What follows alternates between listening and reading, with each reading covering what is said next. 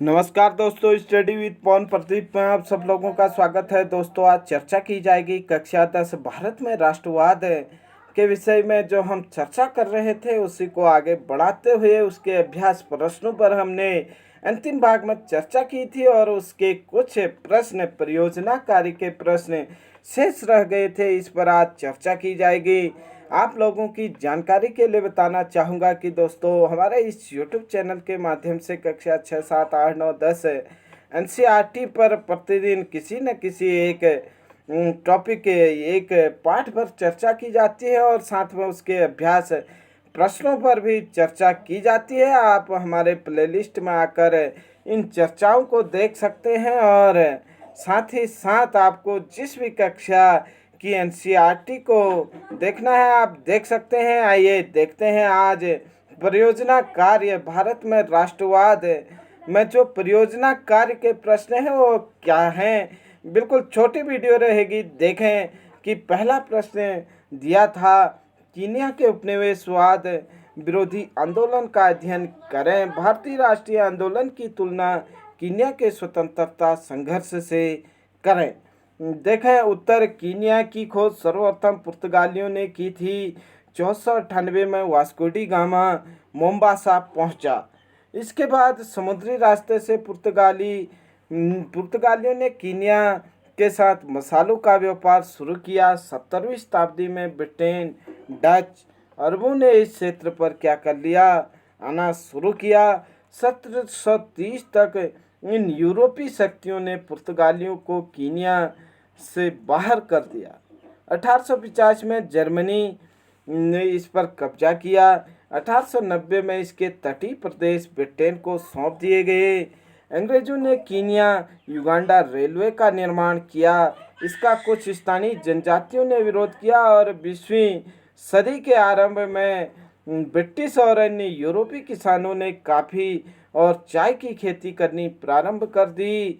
30,000 श्वेत लोग यहाँ आकर बस गए और लाखों किकियू मतलब कीनिया के स्थानीय जनजाति के लोग भूमिहीन हो गए। उसके बाद देखें 1952 से 1959 तक कीनिया आपातकालीन स्थिति में रहा तथा यहाँ माओ माओ विद्रोह अंग्रेजों के खिलाफ पूरे जोर शोर से चला।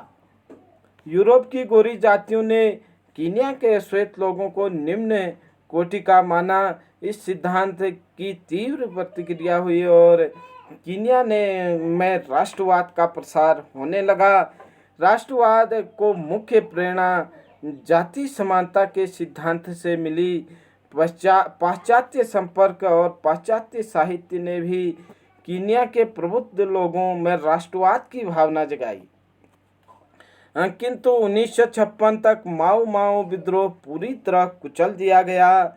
इस विद्रोह से यह सिद्ध हो चुका था कि कीनिया के लोग राष्ट्रवाद की भावना से भर चुके थे और अधिक समय तक गुलाम नहीं बनाया जा सकता था उन्हें।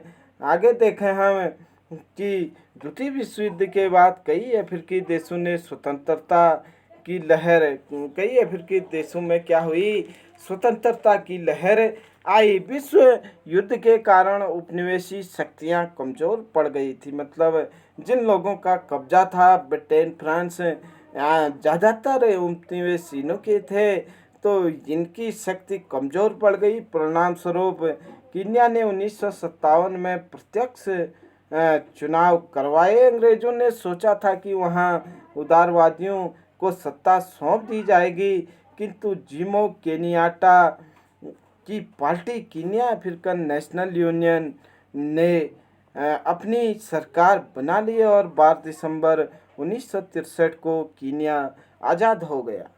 उसके बाद हम देखें भारतीय राष्ट्रीय आंदोलन तथा कीनिया के स्वतंत्रता की तुलना। यहाँ पर समानताएं देखें। नंबर 1, दोनों देशों का साम्राज्यवादी शक्तियों ने शताब्दियों तक शोषण किया, अतः दोनों ही आर्थिक पिछड़ेपन और सामाजिक रूढ़िवादिता से पीड़ित रहे। दोनों देशों को राजनीतिक, सामाजिक, आर्थिक दुर्बलता का लाभ उठाकर यूरोपीय शक्तियों ने यहाँ उपनिवेशवाद और नव उपनिवेशवाद का प्रसार किया। नंबर 2, दोनों देशों में राष्ट्रवाद की लहर फैली।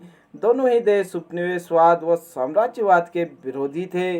दोनों देशों के लोगों ने पूरी ताकत से उपनिवेशवादी शक्तियों का विरोध किया और अंत में इसमें सफलता पाई।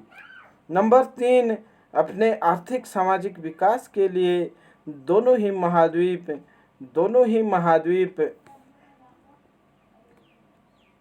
महाद्वीप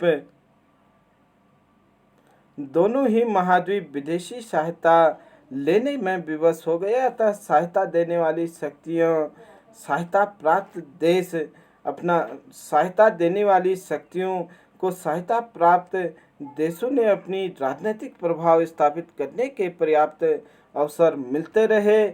उसके बाद दोनों ही देशों ने ये हम चर्चा कर चुके हैं। दोनों ही देशों ने पर्याप्त अवसर मिलते रहे। असमानताएं दोनों देशों की जो है ये तो समानताएं थी कीनिया और भारतीय स्वतंत्रता संग्राम की, जबकि असमानता है भारत में राष्ट्रवाद कीनिया के मुकाबले अधिक परिपक्व था। भारत में राष्ट्रीय आंदोलन में समाज के सभी वर्गों ने भाग लिया।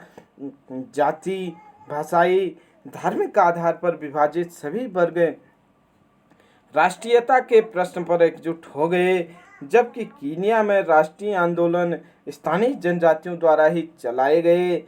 जब इन स्थानीय जनजातियों को अपनी रोजी रोटी छिनती नजर आई तो इन्होंने विद्रोह कर दिया। इनके विद्रोहों में वो एकता दिखाई नहीं देती जो भारतीय राष्ट्रीय आंदोलन के विद्रोह में दिखाई देती है।